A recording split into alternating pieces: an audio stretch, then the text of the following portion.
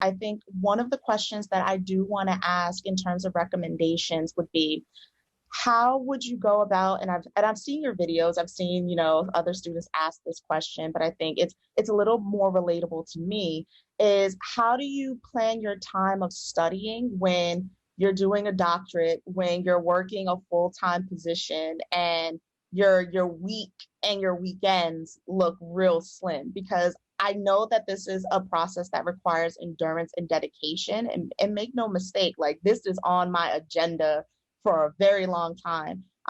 What steps, how would you navigate a schedule as complicated as mine, but still being able to be alert to practice and do the work?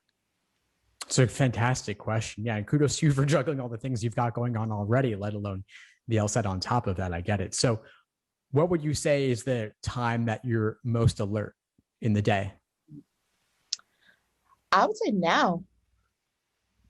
Right now, my time would be from 12 to 3. And sometimes when I get out of work, I'm skeptical of trying to do things after work because I'm already kind of exhausted with the day, and I want to dedicate the time when I'm most awake and aware.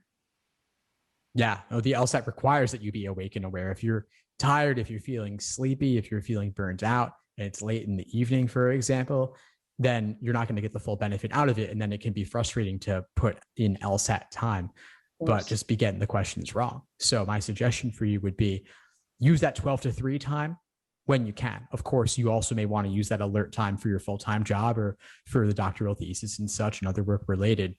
But if there's not a pressing deadline for one of those other obligations you have, you may want to carve out maybe one day a week to focus on the LSAT specifically. So maybe Fridays from 12 to 3, you block it off on your calendar. That is LSAT time.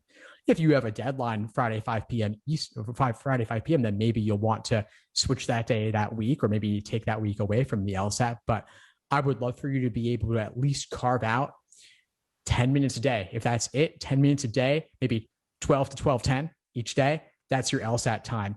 And then you still have 2 hours and 50 minutes for all the other more pressing things. But your LSAT, we're speaking now in February, you said next year. So you've got approximately 11 months at minimum to knock out the LSAT and conquer it one piece at a time. But I would love for you to be able to do at least one LSAT problem a day or one logic game a day, maybe, so that you're keeping the momentum going through this journey. Thanks for tuning into the show. Please subscribe if you haven't done so already to be notified of new episodes as I release them.